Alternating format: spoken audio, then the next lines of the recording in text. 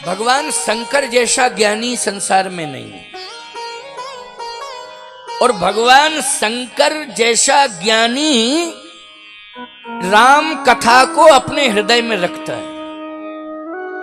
अच्छा, शिव जी जैसा ज्ञानी है कोई, लेकिन ऐसा परम ज्ञानी वो शिव,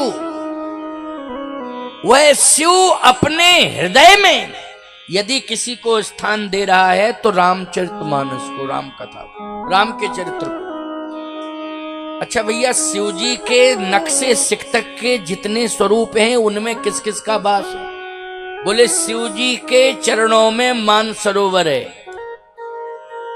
बोलो, शिव जी के चरणों में क्या है? मानसरोवर। मानसरोवर की यात्रा आप लोग करते हो, मुक्ति प्राप्त करने के लिए करते हो ना, कि हम स्नान करेंगे तो मुक्ति मिल जाएगी।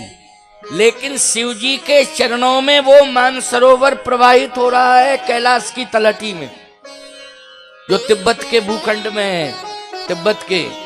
अब आजकल तो वहां जाना मुश्किल पड़ रहा है। ये चीन जब से जो है विरोध में आया है, तब से जो है हमारा प्रभावित हो रहा है वो तीर्थ।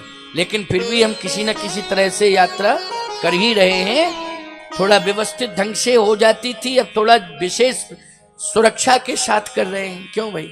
लेकिन कर रहे हैं, स्वतंत्र नहीं है। लेकिन मानसरोवर जाने में हम स्वतंत्र नहीं है, लेकिन शिव जी के चरणों से जुड़ा है मानसरोवर।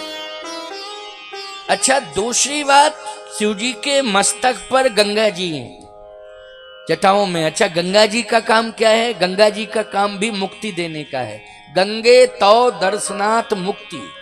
गंगा जी का दर्शन करने मात्र से मुक्ति मिल जाती है। स्नान करो तो कहना ही क्या है। आपके क्षेत्र में ही गंगा जी होंगी, यहां से 10-15 किलोमीटर। क्यों? कौन सा घाट है आपका?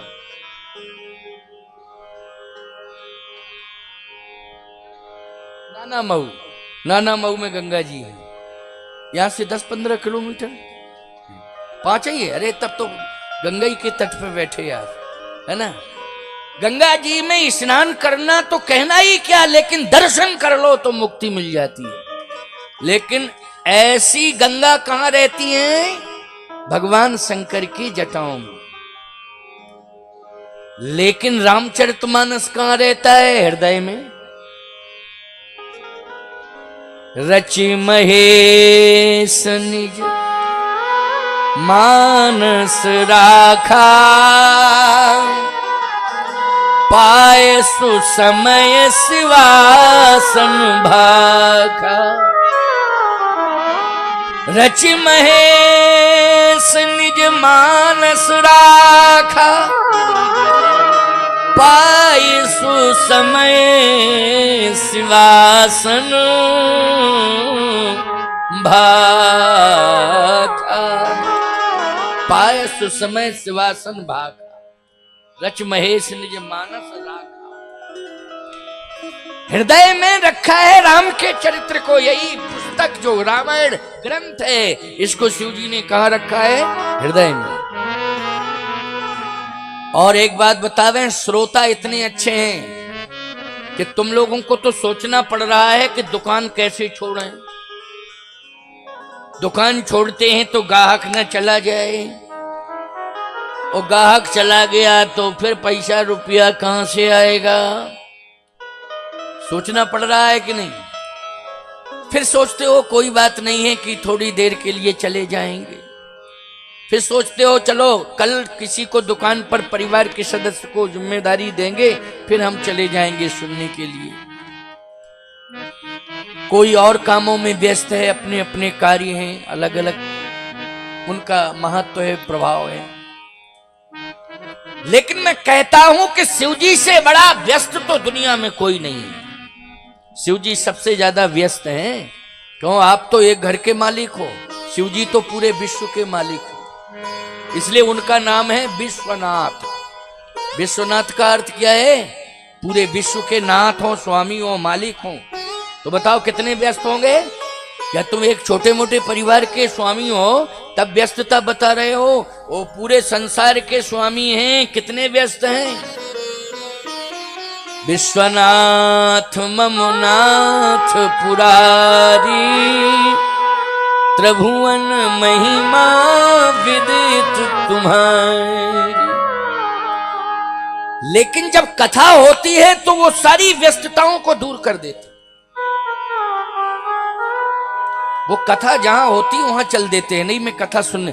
दो की विशेषताएं हैं तो वो शिव जी, हनुमान जी की और शिव जी की। यद्यपि भगवान शिव ही हनुमान है। जहां भी कथा होगी वहां हनुमान जी जरूर पहुंचेंगे, जहां कथा होगी वहां शंकर जी जरूर पहुंचेंगे।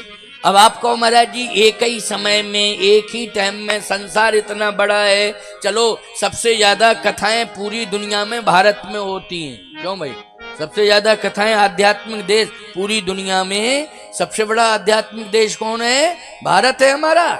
तो भारत में कथाएं ज्यादा होती एक ही समय में। अभी बिल्लौर में कथा चल रही है, हो सकता है 10, 25, 50 किलोमीटर दूर पर इसी समय कथा हो रही हो, या और कहीं हो रही होगी, किसी राज्य में हो रही होगी। अनंत रूप धारण कर रूप से पहुंचते हैं।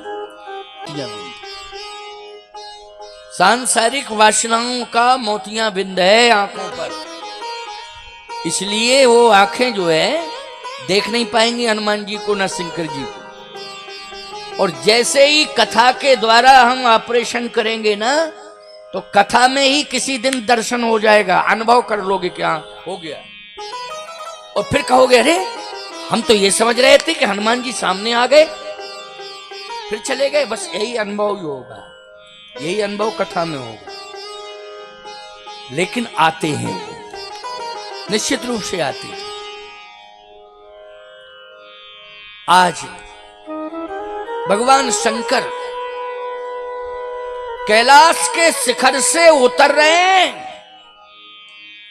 और कुंभज के आश्रम में जा रहे हैं।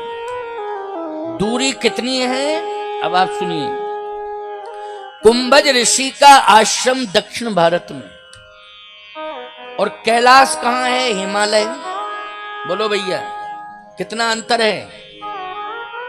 बहुत अंतर है कि नहीं? कई हजार किलोमीटर है कि नहीं? बोलो कितने तीर्थ मिल रहे हैं? ऋषिकेश, हरिद्वार, प्रयागराज, बोलो भाई, नैमिषारण्य, प्रयाग, अयोध्या, चित्रकूट, काशी, सभी तो मिलते जा रहे हैं। लेकिन सबको पार कर रहे हैं। सबको पार करते हुए कहां जा रहे हैं कथा सुनने के लिए? कुंभज ऋषि के हैं। त्रेता की बात बता रहा हूं। कौन सा काल है, कौन सा युग है? त्रेता युग की बात बता रहा हूं। बालकांड की कथा है और रामचरितमानस की परंपरा में प्रथम दिन महत्व के साथ साथ भगवान शिव और कुंभज का मिलन ये जरूर होता है। तो आइए सुनिए। एक बार त्रेता जुग माही, एक बार त्रेता जुग माही, एक बार त्रेता जुग माही, एक बार त्रेता जुग माही। शंभु गए कुंभज ऋषि पाही, शंभु गए कुंभज ऋषि पाही, शंभु गए कुंभज ऋषि पाही, शंभु गए कुंभज ऋषि पाही। एक बार त्रेता जुग माही, एक बार त्रेता जुग माही, शंभु गए कुंभज ऋषि पाए। शंभु गए कुंभज ऋषि पाए। अच्छा बोलो, परंपरा यह है कि ऋषि मुनि महात्मा किसके पास जाते हैं? शिव जी के पास जाते हैं। जाते हैं कि नहीं जाते हैं? लेकिन शिव जी किसके पास जा रहे हैं आज? कुंभज ऋषि के पास। ऋषि शिव के पास जाते हैं। ऋषि मुनि महात्मा बोलो कैलाश की यात्रा करते हैं कि नहीं करते हैं? करते हैं। हिमालय की यात्रा करते हैं कि नहीं करते हैं? करते हैं। लेकिन आज शिव जी को दक्षिण की यात्रा करनी पड़ रही है। किसके कारण बोलो? कथा के कारण। और कोई कारण नहीं है, केवल कथा। शंभु गए कुंभज ऋषि पाही। सती जी ने कहा तैयारी चल रही है कहीं जाने की, कहां जा रहे हो? जैसे आज कलयुग में पति ही पत्नी से पूछता है कहां जा रही हो? अरे कथा हो रही है रामलीला मैदान में, पता नहीं है तुमको? कथा सुनने जा रही हूं। अच्छा बोलो भाई, पति की हिम्मत नहीं है कि कथा के लिए पत्नी को रोके? कथा में जा रही है, अच्छी जगह जा रही है, कथा सुनने जा रही है, अच्छा अच्छा ठीक, जाओ जाओ जाओ जाओ। लेकिन यहां त्रेता में शंकर जी को कहना पड़ रहा है अपनी पत्नी सती से कि मैं कथा सुन मंदिर में। बोलो पहुंचती हैं कि नहीं? मैं तुम तो ये स्नान कर लेती हैं एक लोटा जल लेके, देवी हम तो कहते हैं कि अगर ये ना हो तो देवी देवता प्यासे ही रह जाए, कोई पानी ही देने वाला नहीं है। सही बात बता रहे, प्यासे ही रह जाए वो। तो मालपुआ खाओ, वो प्यासे रहे। लेकिन ये पिलाती हैं सबसे पहले, बोलो स्नान भी कराती हैं और जल पिलाती हैं। बोलो भाई कितनी बड़ी सेवा कर रही हैं देवी देवताओं की। मंदिर तो तुम बहुत बनवा देते हो, लेकिन देवता की पूजा पर ध्यान नहीं देते हो। ये भक्ति है। इसके बाद फिर आती हैं घर में, तब भी तुम नहीं जगते हो। फिर ये जगाती, उठ जाओ उठ जाओ। देखो हम इतने मंदिरों में दर्शन करके आ गई, और फिर याद रखना जल ले आती हैं, ले थोड़ा सा पान कर लो, मस्तक में लगा देंगी। पति के भी बच्चों के भी, क्यों लगाती कि नहीं, बच्चों के भी। ये श्रद्धा की बात है। यही तो, इसलिए तो कहता हूं कि तुम्हारी श्रद्धा के कारण ही तो उस ब्रह्म को बालक बनना पड़ता है। तुम्हारी श्रद्धा के कारण बालक बनना पड़ता है। वो ऋणी हो गया है तुम्हारा। इतनी सेवा तुम कर रही हो कि वो ऋणी हो गया है। और बालक बन के इसलिए आता है कि तुमने मेरी सेवा की है, अब हम तुम्हारी सेवा करने आ रहे हैं, पुत्र बनकर के तुम्हारी सेवा करें। बोलो इसलिए पुत्र बनता है। किसके लिए पुत्र बनता है? सेवा करने के लिए। और बोलो सेवा करने के लिए आता है वो परमात्मा तुम्हारी श्रद्धा भक्ति के कारण। और इन्हें फोकट में लाभ मिल जाता है, क्योंकि ये अपने आप बाप बन जाते हैं। फिर तो भाई बन जाते हैं कि नहीं? क्योंकि भक्ति तुम्हारी जुड़ी है, शक्ति तुम्हारी जुड़ी है, सेवा तुम्हारी जुड़ी है देवी देवताओं के साथ। लाभ इनको मिल जाता है, लाभ मिल जाता है। सुनो, ध्यान से सुनना मेरी बात को। भगवान शंकर ने सती से कहा, लोग कहते हैं कि त्रेता का वातावरण कलयुग का वातावरण बहुत अंतर है। अब वातावरण सुन लीजिए यार। शंकर जी को सती से कहना पड़ रहा है कथा सुनने चलो, और फिर कहती क्या है? कथा सुनने चले। कौन कथावाचक है? आपसे बड़ा कोई कथावाचक दुनिया में है?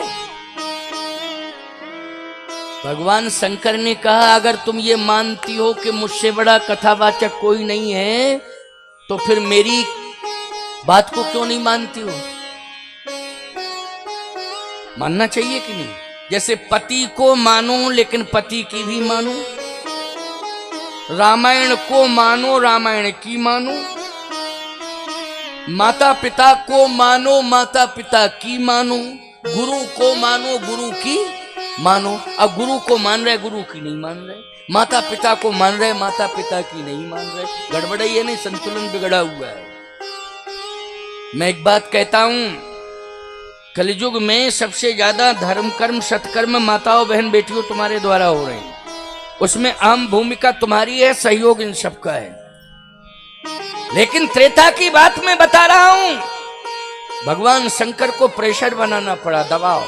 नहीं नहीं चलो कथा सुनने के लिए। सती जी ने कहा कि कथावाचक का नाम बताओ। बोले कुंभज। अरे बोले कुंभ मानी घड़ा होता है, सीमित ज्ञान रखने वाला वो व्यास। आप तो ज्ञान के समुद्र हैं, लेकिन वो सीमित ज्ञान रखने वाला महात्मा, उसके यहां जा रहे हो। इसलिए तो मैं कहता हूं कि और सब आप में अच्छा ही है, लेकिन भांग ज्यादा पी लेते हो। तो अपना असर प्रभाव नहीं समझते हो कि मेरा प्रभाव क्या है। शंकर जी ने कहा हम भांग ही नहीं पीते हैं, जहर भी पीते हैं, जहर का असर है मेरे ऊपर। जब जहर का असर नहीं है तो भांग का क्या असर होगा? अच्छा बोलो भाई, जहर भी पिया, भांग ही पीते हैं कि जहर भी पीते हैं? बोलो। और जहर पीते हैं तो जहर का प्रभाव क्या है? मौत। लेकिन जहर शंकर जी का कुछ बिगाड़ पाया वो तो बताओ। भगवान शंकर ने कहा ये मत देखा करो कि मैं क्या पी रहा हूं क्या नहीं पी रहा हूं, कोई असर नहीं मेरे ऊपर। चाहे जितनी भांग पिला दो लेकिन नशा नहीं होता है, चाहे जितना जहर पिला दो मौत नहीं आती है। इसलिए तुम जब ये असर नहीं समझ पा रही हो और इस महिमा को नहीं समझ पा रही हो तो क्या समझोगी? इसलिए मेरे साथ चलो कथा सुनने के लिए। सती ने कहा एक बात बताएं, कहां है वो महात्मा? कहे महात्मा है दक्षिण भारत में।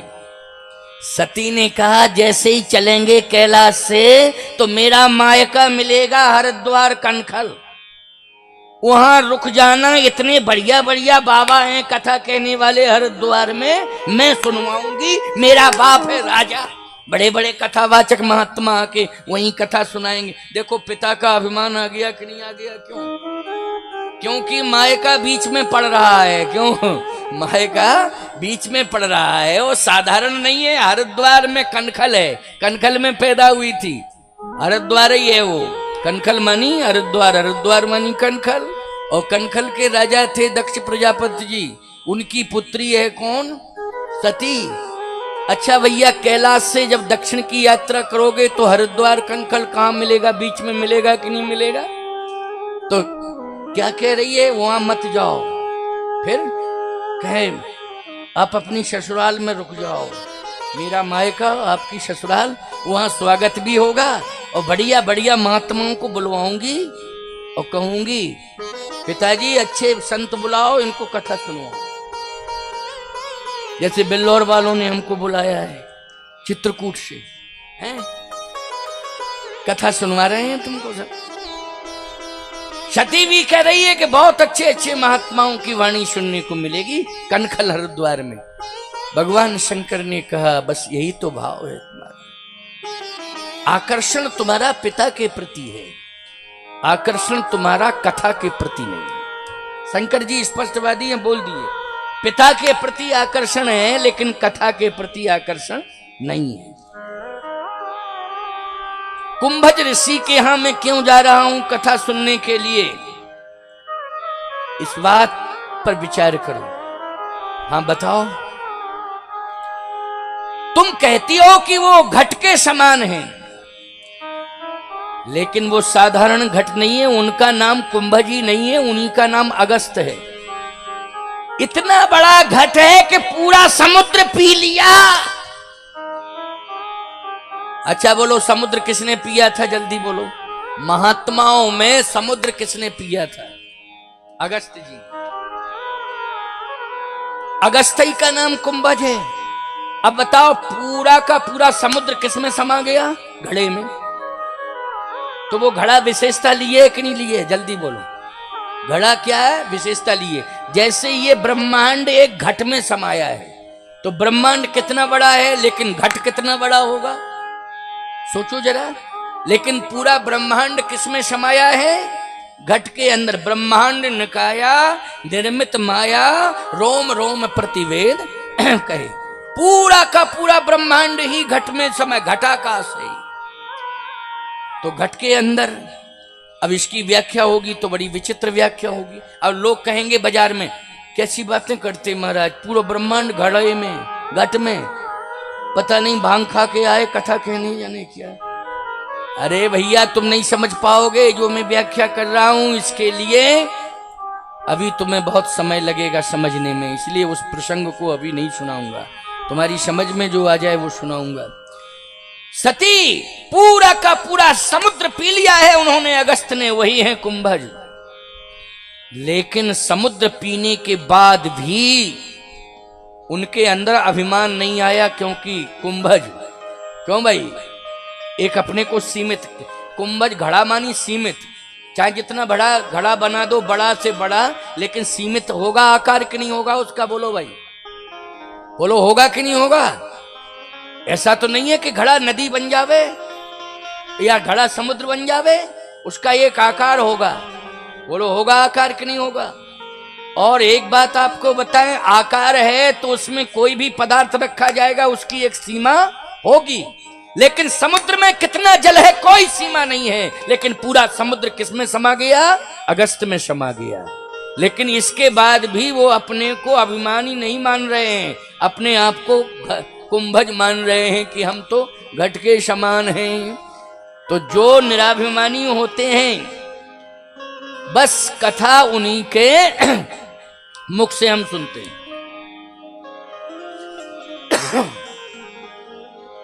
जो निराभिमानी होते हैं, हम कथा उन्हीं के मुख से सुनते हैं। याद रखना, अभिमानी बनकर के कभी कथा नहीं कहना चाहिए वक्ता, और ज्ञानी बनकर के भी कथा नहीं कहना चाहिए वक्ता को। ध्यानी बनकर के भी कथा नहीं कहना चाहिए वक्ता को।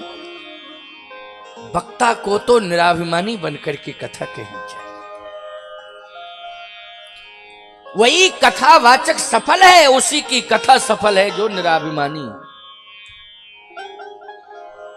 इसलिए वो कथावाचक बहुत हैं, लेकिन वो निराभिमानी महात्मा है, और उनके मुख से मुझे कथा अच्छी लगती है। उनके मुख से हमें कथा अच्छी लगती है, क्योंकि घड़े का पानी जब भी पियोगे कैसा लगेगा? घड़े में वही जल भरा जाएगा जो मीठा मधुर होगा। बोलो भैया, वही घड़े में जल भरा जाएगा। और सही बताओ, मैं आपसे पूछ रहा हूं, बड़ा स्वादिष्ट होता है घड़े का जल कि नहीं होता है? बहुत ही स्वादिष्ट होता है। अगर नदी का जल भी घड़े में भर दिया जाए तो स्वादिष्ट हो जाएगा।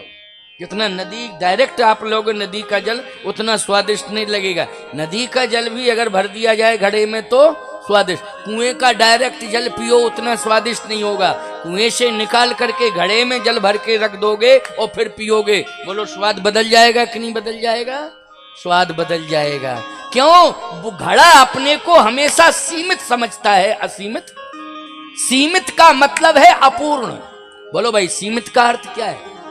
सीमित का अर्थ है अपूर्ण, और अपूर्ण का अर्थ क्या है? अपूर्ण का अर्थ है निराभिमानता। बोलो है कि नहीं निराभिमानता? इसलिए ध्यान से मेरी बात को सुनना अपने, क्योंकि पूर्ण केवल इस जगत में है तो परमात्मा है। ओम पूर्णमदः पूर्णमिदं पूर्णात् पूर्णमुदच्यते पूर्णस्य पूर्णमादाय पूर्णमेवावशिष्यति। केवल अगर पूर्ण है तो परमात्मा है, और अपूर्ण यदि है तो वो जीव है। बोलो है कि नहीं?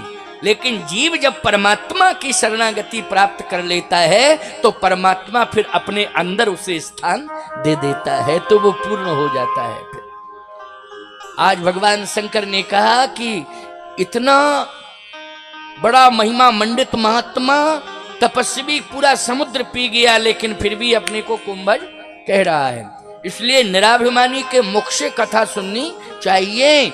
तो तुम्हारे यहां चूंकि राजा वैसे ही प्रजा, तुम्हारा बाप है अभिमानी, और वहां के जितने भी होंगे वो सब कथावाचक अभिमानी। हमको नहीं सुनना है। अच्छा बोलो, दक्ष प्रजापति भागवत में कथा सुनते हो, अभिमान से जुड़े हैं कि नहीं जुड़े हैं? और अभिमान के साथ यज्ञ किया तो यज्ञ विनष्ट हुआ कि नहीं हुआ? और स्वयं मरे कि नहीं मरे अभिमान ही में?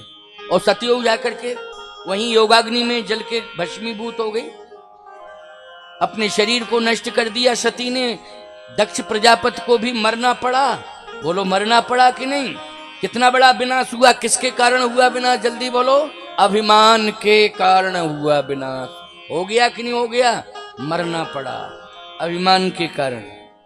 इसलिए जीवन में भगवान शंकर जो कह रहे हैं उसको समझो कि मैं हरिद्वार कनखल में नहीं सुनूंगा कथा। क्यों?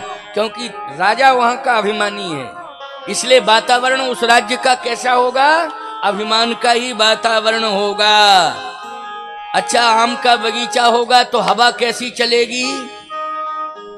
आम की खटाई जैसी हवा चलेगी कि नहीं? सब बात से प्रभावित हो जाएंगे कि नहीं हो जाएंगे? आम के बगीचे के पास में गांव कोई भी होगा, याद रखना, आम के बगीचे होंगे, हवा चलेगी तो सभी के शरीर में दर्द होगा कि नहीं होगा? जल्दी बोलो। चाहे बूढ़ा हो, बालक हो, जवान, कैसा भी हो, क्योंकि हवा का असर पड़ेगा ही पड़ेगा। ऐसे ही तेरा बाप जो है दक्ष प्रजापति अभिमानी है, इसलिए उस क्षेत्र में अभिमान का ही प्रभाव है। मैं वहां रुकूंगा ही नहीं। अब बाप के बारे में शंकर जी ने कहा तो नाक सकोड़ ली सती ने, क्योंकि हमारे बाप की निंदा कर रहे हैं ये। लेकिन मैं जाके इनके साथ चलूंगी, कथा नहीं सुनूंगी, लेकिन उस वक्ता को तो देखूंगी और फिर देख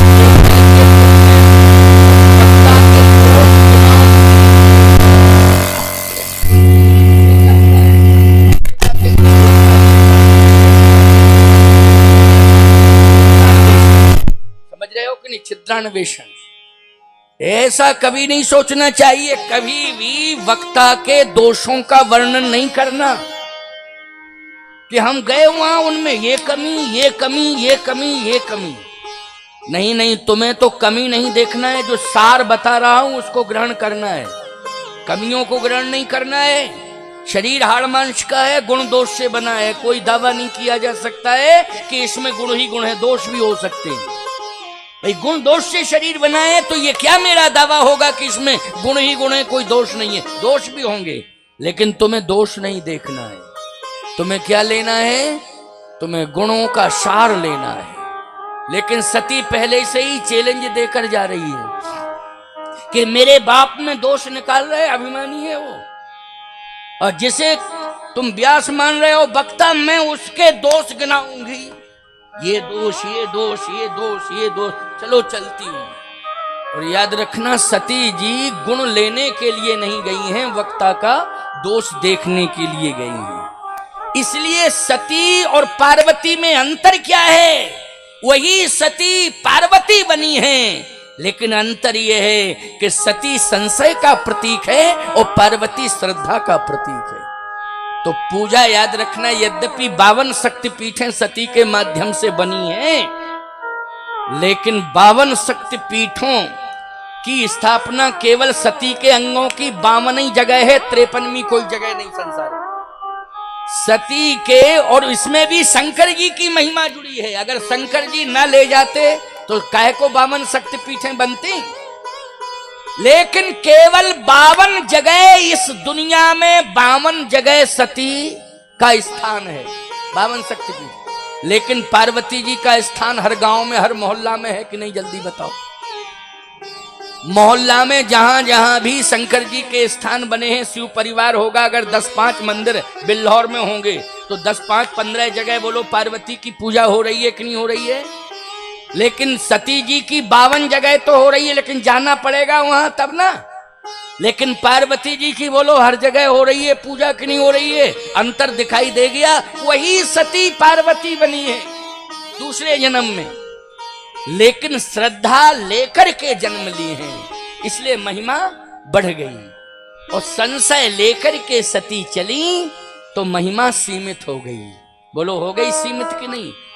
मैं उनके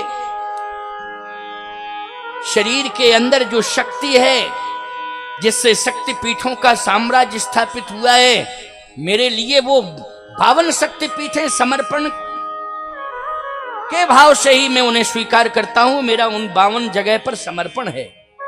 लेकिन जो महिमा पार्वती की है जगह जगह, बोलो भैया वह। और अच्छा एक बात बताओ, कौन सा ऐसा मंदिर है शंकर जी का जिसमें सती बैठी हो? पत्नी है जबकि सती, लेकिन किसी मंदिर में शिव जी के साथ सती बैठी हैं? जल्दी बताओ। लेकिन जहां जहां भी शिवालय हैं, वहां वहां कौन बैठी हैं? पार्वती बैठी हैं। क्योंकि शंकर जी ने संशय को दूर कर दिया और श्रद्धा को सदा सदा के लिए स्वीकार कर लिया है। इसलिए राम कथा संशय को दूर करती है। किसको दूर करती है? संशय को। और हे सती, तेरे जीवन में संशय है, तू चल कथा सुन, संशय दूर हो जाएगा। लेकिन सती का संशय कथा दूर नहीं कर पा रही है। क्यों नहीं कर पा रही है? क्योंकि श्रद्धा नहीं है सती के अंदर। अगर श्रद्धान्वित होकर के कथा सुनती तो संशय दूर हो जाता। लेकिन संशय लेकर के कथा सुन रही है और दोषों को निकालने का भाव बना करके बैठी है कि मैं दोष निकालूंगी। इसलिए कथा ने हृदय परिवर्तन नहीं कर पाया।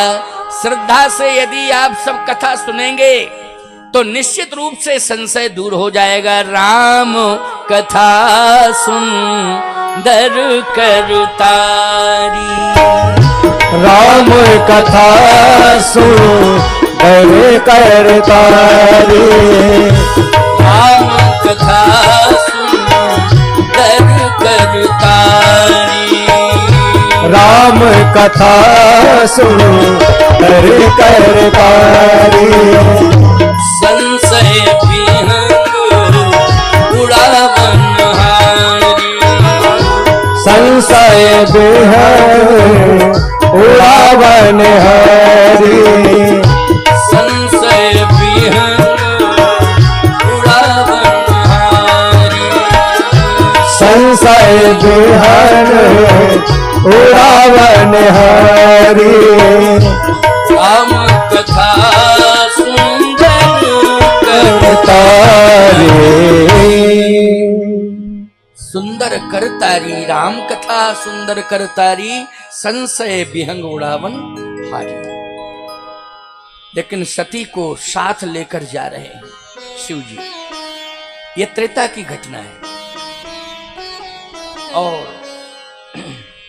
अरे 7:15 बज गया है। आज मंच विलंब से प्रारंभ हो पाया क्योंकि प्रथम दिवस कलश यात्रा के साथ साथ कथा का भी क्रम जुड़ा है आज ही। तो मुझे लगता है कि व्यवस्थाओं को लेकर के थोड़ा सा विलंब हुआ है। मैं जल्दी आ गया था, मैं तो प्रातःकालीन बेला में ही आ गया था। कलश यात्रा में महात्मा को भेज दिया था, क्योंकि ज्यादा देर बैठने में हमको, कलश यात्रा में बैठते फिर इसके बाद यहाँ बैठते तो दिक्कत हो जाती है, क्योंकि क्षमता की बात है ना। तो कलश यात्रा में बैठ जाते तो अब दिक्कत आ जाती, नहीं बैठ पाते। तो मैंने कहा कथा मूल है, कलश यात्रा में महात्मा को कहा तुम जाओ भ्रमण करा के लाओ, क्योंकि साधु ये भी हैं, हम भी साधु हैं। अब ये कौन जानता था कौन कथावाचक है? दाढ़ी वाले आ रहे बाबा जी तो हैं तो हमारे चेले ही, लेकिन हमने कहा तुम हमसे अच्छे लंबे चौड़े लगते हो, तुम जाओ, नहीं तो first impression is the last impression. हम जाते रहिए, बूढ़ा बड़ा कहाँ से बैठा दिया बाबा लाके, ये क्या कथा कहेगा। और ये देखा होगा लोगों ने, हाँ बहुत अच्छा, देखो कितना अच्छा साधु आया है नहीं। अब कथा सुन ली लोगों ने तो लोग यही कहेंगे, कथा सुनिए बढ़िया कथा हो रही है, चलो चलें। First impression is the last impression, इसलिए ठीक है ना क्यों भाई। मैंने महात्माओं से कहा इनसे जाओ नगर भ्रमण में तुम रहो। अब हमें मस्ती से कथा कहने को मिल रही है, कोई दिक्कत नहीं, बैठने बैठने में कोई परेशानी नहीं, खूब क्षमता है, चाहे जितनी देर बैठ जाऊं, चाहे जितनी देर बोलता रहूं, बोलने में भी मुझे कोई दिक्कत नहीं है, कोई परेशानी नहीं है ना।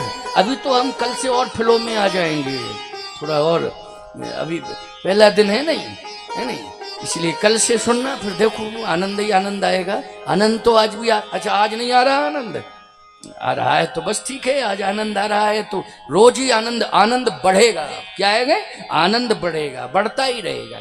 आइए सुनिए, संशय को दूर करने के लिए राम कथा है, इसलिए मैं सती के संशय को कथा के द्वारा दूर करूंगा। महिमा शिव जी की बहुत है, लेकिन राष्ट्रपति की बड़ी महिमा होती, महामहिम होता है वो। लेकिन पत्नी के सामने राष्ट्रपति जावे तो फिर वो यही कहती है, राष्ट्रपति तो बन गए हो, लेकिन हमारी करामात है, हमने इतना भजन पूजन किया कि राष्ट्रपति बना। उसे ये पता नहीं है कि राष्ट्रपति बनाने में विधान क्या क्या पूरे करने पड़ते हैं। लेकिन सही बताओ, पत्नी जो है, पति राष्ट्रपति बन गया लेकिन कोई भय मानेगी? बोलो भैया, मानेगी भय? घर के अंदर वो राष्ट्रपति नहीं मानेगी, पति ही मानेगी कि तुम मेरे पति हो। बोलो मानेगी कि नहीं? और राष्ट्रपति भी बोलो नॉर्मल हो जाएगा घर के अंदर कि नहीं हो जाएगा? जल्दी बोलो। हो जाएगा। रामनाथ कोविंद जी चित्रकूट गए थे, तो याद रखना जब चित्रकूट गए तो उन्हें प्रसाद दिया गया। तो प्रसाद जब उनको मिला तो प्रसाद ग्रहण किया, लेकिन कहा अब मैं ये चित्रकूट का प्रसाद ले जाऊंगा। क्यों? बोले पत्नी बच्चों को दूंगा, ये पत्नी बच्चों को प्रसाद दूंगा। चित्रकूट का प्रसाद है, किसे दूंगा? पत्नी बच्चों। अब बोलो भाई प्रसाद चित्रकूट में मिला, पत्नी याद आ रही है राष्ट्रपति, लेकिन प्रसाद पत्नी को दूंगा। क्यों? पत्नी नाराज ना हो जाए, हमें प्रसाद भी नहीं लाए हो। फिर चित्रकूट गए थे, प्रसाद नहीं लाए हो हमारे लिए, कहीं नाराज ना हो जाए। तो बोलो भाई, और भाव भी है और स्वभाव भी है, दोनों बातें हैं। इसके पहले, अब तो पूर्व राष्ट्रपति हो गए हैं वो, इसके पहले चित्रकूट कितने बार गए परिक्रमा करने के लिए।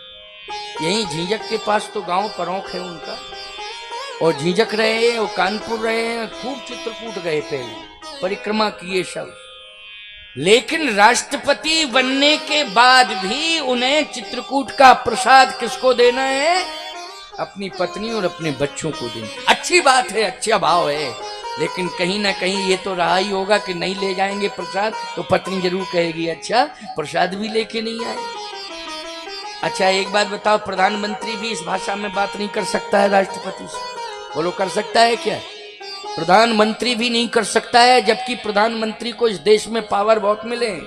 बोलो मिले हैं कि नहीं? राष्ट्रपति तो सर्वोच्च है ही है, लेकिन पावर प्राइम मिनिस्टर के पास है कि नहीं? लेकिन क्या इस भाषा में बात कर सकता है जो पत्नी जिस भाषा में राष्ट्रपति और पति से बात करेगी, क्या प्राइम मिनिस्टर कर सकता है? नहीं। पत्नी और पति का प्रेम ही कुछ और होता है, उनका प्रेम ही कुछ और है। शास्त्रों में देख लीजिए, जब नारायण और लक्ष्मी जी की एकांत वार्ता होती है तो वो भाव अलग है, और जब नारायण समाज में आते हैं तो भाव वो अलग हैं। इसलिए भैया ये अनादिकालीन परंपरा चली आ रही है, इतना ध्यान जरूर देना है कि आप अपने पति को, क्योंकि धर्म पत्नी हो, तो आप अपने पति को पतन से बचाओ, धर्म में लगाओ। यही काम है धर्म पत्नी, पतन से बचाओ और धर्म में लगाओ, तभी तो धर्म पत्नी हो। और पति का धर्म ये कहता है कि जगत पति की शरण में वो रहे, जगत पति को अपना सब कुछ माने। बोलो भैया कितना अच्छा परिवार माना जाएगा? यही तो हमारे यहां सनातन की मर्यादा है। लेकिन सती जी शिव जी जैसा पति पा करके भी तर्क कर रही हैं और संशय रख रही हैं। शिव जी पर संशय नहीं है, लेकिन कथावाचक पर संशय है।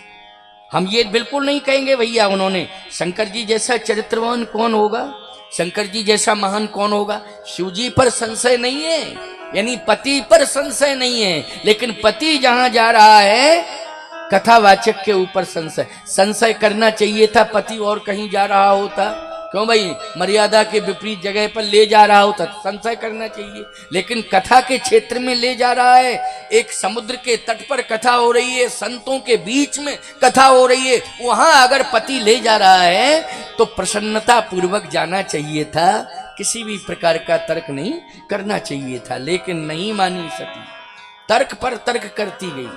लेकिन सनातन धर्म इतना उदार है कि जब जा रही है कथा सुनने के लिए पति के साथ, तो सम्मान शास्त्र ने शिवजी से ज्यादा सती को दिया है, शिवजी से ज्यादा शास्त्र ने दिया है, शिवजी से ज्यादा सम्मान दिया है सती को। प्रमाण है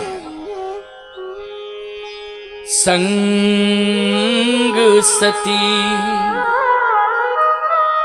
एक बार त्रेता जुग माही,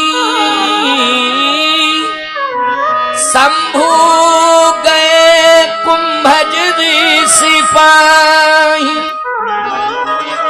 शंभु 2 अक्षर वाला नाम, लेकिन संग सती जग जननी भवानी। साथ में कौन जा रही है? बोले सती अकेली नहीं, जग जननी भवानी, जगत की माता जा रही है, जगत जननी। किसके साथ? बोले शंभु गए, शंभु के साथ। सम्मान किसे दे रहा है शास्त्र? बोलो सती को। अच्छा भैया चलते जाओ, अब आगे बढ़ते जाओ, 7:15 तक कह देंगे, आरती 7:30 बजे तक करा देंगे, ठीक है ना? 7:30 तक आरती हो जाए।